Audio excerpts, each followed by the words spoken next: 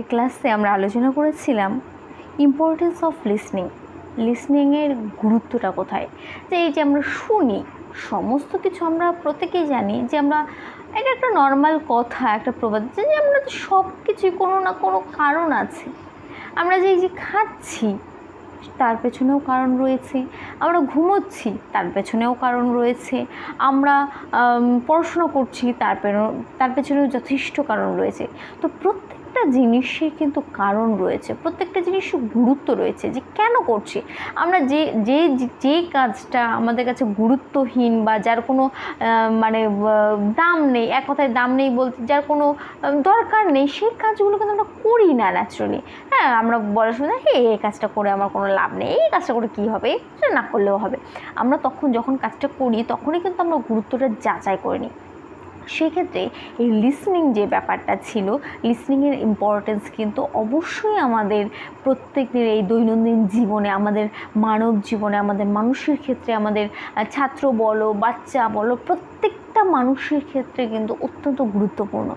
কারণ আমরা পড়েছিলাম যে, আবার একটু বলে দিচ্ছি যে আমরা ইম্পর্টেন্সগুলো হালকা একটু বলে দিচ্ছি। সেটা হচ্ছে কোন কোন বিষয়ে ইম্পর্টেন্স রয়েছে।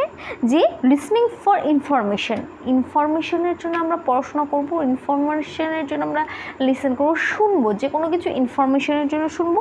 লিসনিং ফর ইনস্ট্রাকশন, বিভিন্ন ইনস্ট্রাকশনের জন্য আমরা শুনবো যেরকম। এবং listening for relationship and entertainment, বিভিন্ন এন্টারটেনমেন্ট এবং রিলেশনশিপটাকে সঠিক করে তোলার জন্য কিন্তু আমাদের লিসনিংটা প্রয়োজন।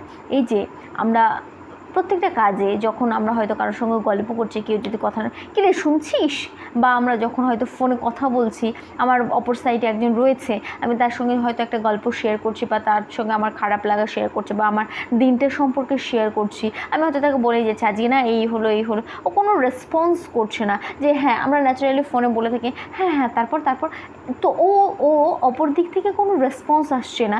সেই ক্ষেত্রে কিন্তু আমরা কি রে শুনছিস, শুনতে পাচ্ছিস না, হ্যালো বারবার আমরা কিন্তু এটা ট্রাই করি। কেন? আমাদের কোথাও মনে হচ্ছে যে আমি যে কথাটা বলছি সে হয়তো অপরজন হয়তো সেই কথাটা শুনতে পাচ্ছে না, বা সে হয়তো বোঝার চেষ্টা করছে না, বা সে হয়তো শুনছে না। আমি যতটা কাজটা মনোযোগ সহকারে করছি বা বলছি, সে হয়তো ততটা মনোযোগ সহকারে শুনছে না। তার জন্য কিন্তু আমরা বারবার তাকে কিন্তু নক করি। তো সেম বিষয়টা কেন করা হয়?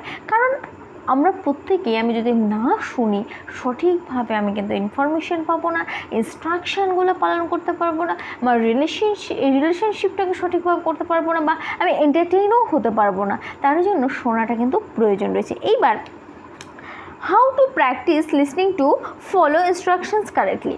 আমাদের এই যে লিসনিং ব্যাপারটা তো রয়েছে, যে কেন কী কারণের জন্য আমরা শুনবো। এইবার যে যে আমার শোনাটাকে আমি কী করে অভ্যাস করব, কী করে প্র্যাকটিস করব, যে আমি যাতে শুনতে পাই, মনোযোগটা যাতে আসে। কোনো কিছুই তো আর একবারে আসে না। যেরকম আমি হয়তো মাছের কাঁটা বাছতে পারি না, সাপোজ আমি মাছের কাঁটা বাছতে পারি না, তাহলে আমি কি ফার্স্ট ডেতেই আমি পেরে যাব? বা এইভাবে একজন আমাকে বলে দিল যে এইভাবে বাঁচতে হয়, তাহলে কি আমি সেই দিন আমি দেখলাম বা শুনলাম সেই দিন আমি পেরে যাব? না, আমাকে প্র্যাকটিস করতে হবে, অভ্যাস করতে হবে। একদিন হয়তো একটু পারলাম, তারপরের দিন আরেকটু বেটার পারবো, তারপরের দিন আরেকটু বেটার করবো। এইবার আমি মাছের কাঁটা বাছতে পারি না এই ভেবে, এই থিঙ্কিংটা নিয়ে আমি যদি একদম মাছ খাওয়াই বন্ধ করে দিই, যে না আমি আর মাছ খাবোই না, বা মাছ ছোবই না, বা মাছ নেবই না, তাহলে কি আমি কোনোদিন শিখতে পারবো না। এই যে লিসনিং আমাদের অনেকেরই, এই যে আমাদের শোনার পক্ষে কিন্তু, শোনার দিকে কিন্তু আমাদের অনেকের অনীহা রয়েছে। বর্তমান সমাজে আমাদের এই জেনারেশনে তো প্রচুর অনীহা রয়েছে। আমরা দেখবে ক্লাসে ম্যাম ক্লাস করাচ্ছে বা স্যার ক্লাস করাচ্ছে, আমরা সেটা থেকে মনোযোগ দিচ্ছি না, শুধু এই যা বলছে বলুক, এই যখন আমার দরকার হবে তখন দেখে নেবো। আমরা কিন্তু মনোযোগটা দিই না। কেননা আমাদের শোনার অভ্যেসটাই নেই। বর্তমানে কিন্তু আমাদের কারোরই শোনার অভ্যেস নেই। তার জন্য আমাদের কী করতে হবে? Spend 15 minutes every day listening to something like the news or a speech.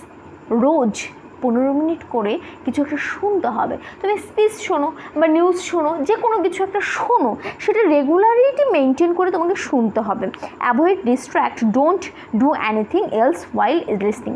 এবং তোমার মাথায় রাখতে হবে, যখন তুমি নিউজ শুনছো বা কোনো কোনো স্পিচ শুনছো তখন অন্য কিছু করা চলবে না। আমরা দেখবে ক্লাসের সময় হয়তো ম্যাম ক্লাস করাচ্ছে বা স্যার ক্লাস করাচ্ছে, আমরা পেছনে বসে ফোন ঘাঁটছি বা আমরা খাচ্ছি বা আমরা ফুসফুস করে গল্প করছি।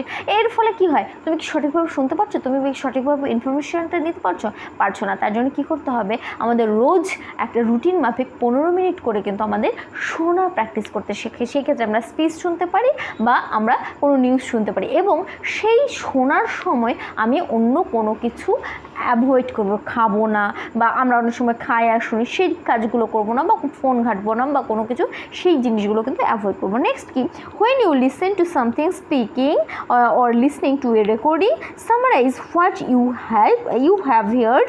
Try to use 2 or 3 sentences to recall what the person has said. যখন তুমি স্পিচ বা রেকর্ডিং বা যেটাই শুনলে সেটাকে তুমি সামারাইজ করো, যে আমি কি শুনলাম, ওভারঅল আমি কি শুনলাম, এই যে আমি 15 মিনিট ধরে শুনলাম, ওভারঅল কি শুনলাম, 2 থেকে 3টে লাইন তুমি সেখান থেকে বের করো, ও এই শুনলাম, সেখান থেকে সামারাইজ করো যে হ্যাঁ এটা শুনলাম, এটা পুরোটা ঘটনাকে তোমাকে বলতে হবে না, A to Z, যে টু দ্য, এগুলো বলতে হবে না, তুমি ওভারঅল কি বুঝতে পারলে বা কি শুনলে সেটা তুমি সামারাইজ করো।